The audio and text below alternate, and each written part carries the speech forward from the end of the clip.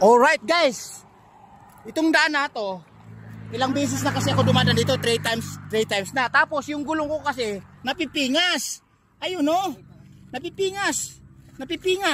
Ayun no, nakita nyo, ayun napipingas. Nang dahil sa ano na to, bitak na to. Nang dahil sa bitak na to, naisipan kong ako na mag-repair para wala na tayong pagdadibabatihan sa may Senado. O di ba? Wala na tayong babatihan sa Senado kasi ako kusang loob na gagawa niyan, magre-repair. Okay? Okay? Alright guys, ito na. Hinanda ko na talaga para yung mga senador at matutuwa naman at mayroon tayong kusang loob na gumawa ng sariling gawa. Alright. Ang gagawin natin para hindi halata at para hindi madiskusyon hindi madiskusyon yung district engineer at sa mga kontraktor, ito ang gagawin natin. Alright. Oh, ito.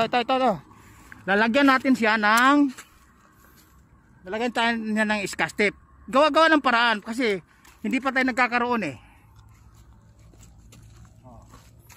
Alright guys, ito lalagyan natin ng scotch tape para may kusang loob tayo, para matutuwa naman yan mga senado, yung mga nag-imbestiga. Oh, paano ba ito buksan? Ako'y nahirapan. Oh, ayan, nabuksan guys, nabuksan ko na. Ayan Alright. Ha! Ayan. Tutuwa na yung mga sasakyan na dumadaan. Dahil ginawa na natin ang paraan.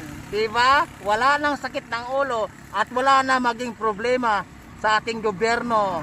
Alright. Para maging matibay. Oh. Alright. Oh. Ito pa. Lalapasan po natin ng maayos. Ito. Narinig nyo to? Ayan! Oh. Alright.